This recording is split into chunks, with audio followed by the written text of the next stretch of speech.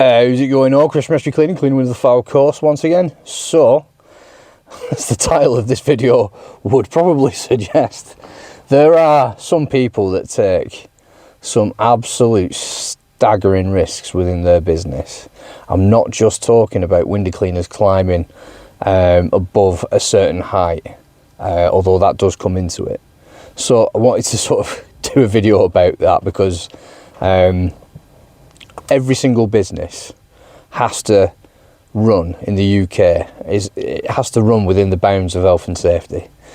So, very sadly, very tragically, last year there was a young 10-year-old boy who was in the national news, etc., who'd been killed by electrocution. He touched a foot plate, I believe, and the foot plate is made of metal, and it wasn't earthed correctly. And obviously, this young lad has had a good dose of electricity, and very sadly he didn't make it.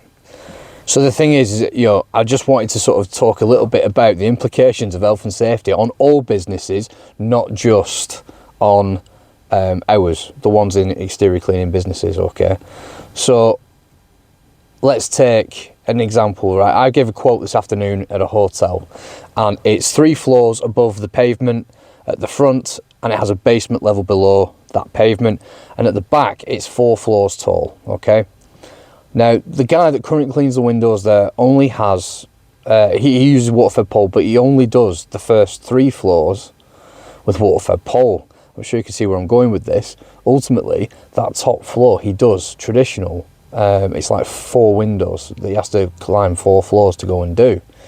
Now he mounts his ladder. This is what the lady that runs the hotel has told me. He runs his ladder off the top of his van, etc. Bold move, right? I wouldn't do that in a month of Sundays. I'm not judging the guy, by the way. Ultimately, you do take some staggering risks when you're first starting out sometimes, and I've been guilty of this. I've done things that perhaps are a little less than safe when I was on my own. You know, and maybe I took on work that I shouldn't have taken on, but there you go, right? It happens. But I said to the lady, you know, she was explaining to me how, and I said, well, we've got water-fed poles that will reach 4 floors. It's not an issue, that's fine. And then she went on to explain how this guy did it with mounting it on his van and all this sort of stuff. And I just said to her, I said, well, you're very brave to let him do that, to be honest with you. And the lady said to me, says, oh no, I don't do it, he does it. You know, I think she thought but I was like, no, you don't understand. I was like, no. She says, you're also taking on a massive risk. And she goes, how's that? It's his business. I says, well, health and safety is for everybody. And here's the thing, right? You know, if that guy comes off that ladder at 4 floors, at best, he's going to probably never walk again. And at worst is, you know, he's going to die.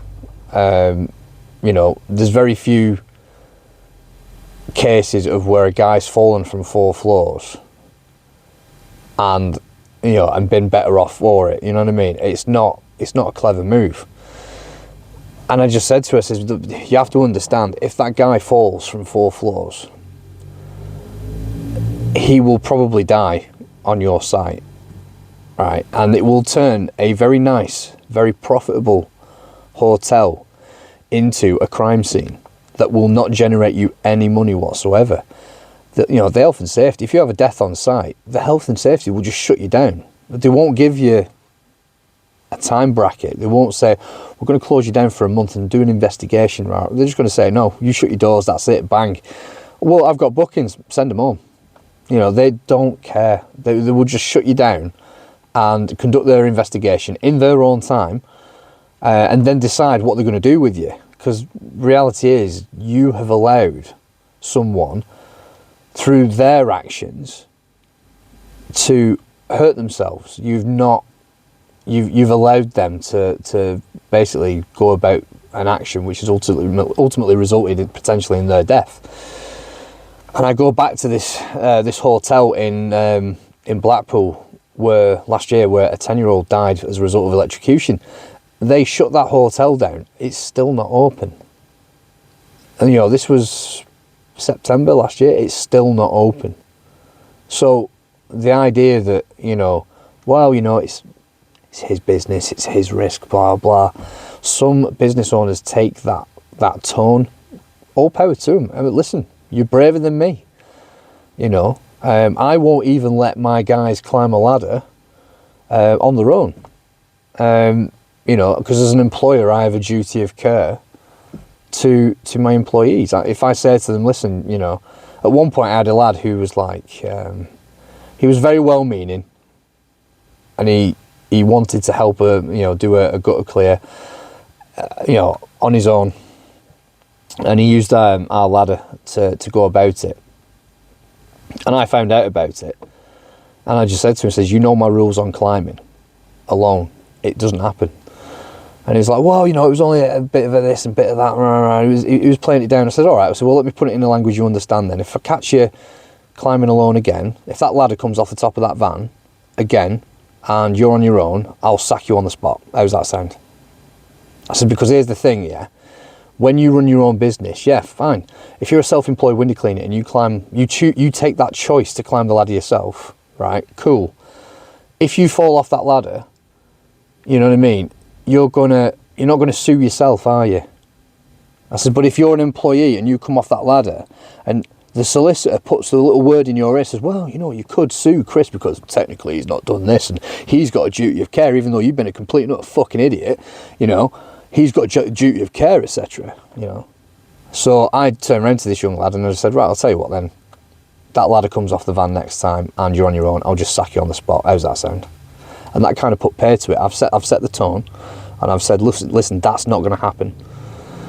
But again, these hotels, they have this idea that some of them, and it's not this lady's by no means alone in this. She thinks actually that if that contractor has a debt, dies on her site, that ultimately, oh well, it's tragic and all this sort of stuff. But ultimately, it's not my problem. The health and safety executive do not see it that way, and hoteliers, generally speaking, are operating at about between 10 and 20% profit.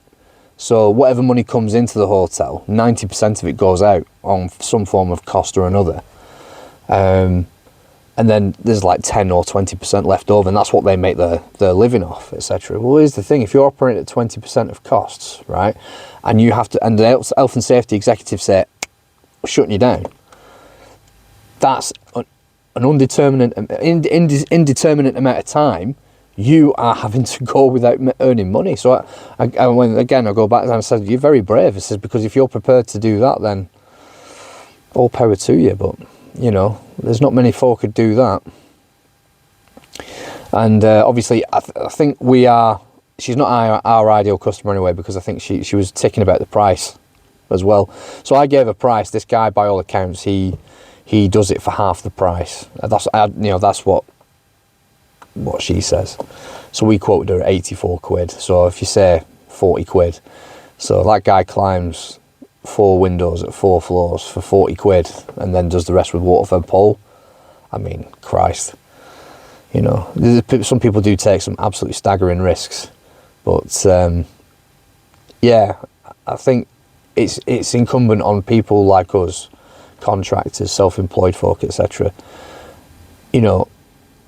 to almost educate these other business owners and say, look, there's a health and safety issue there. We can fulfill a need, safely.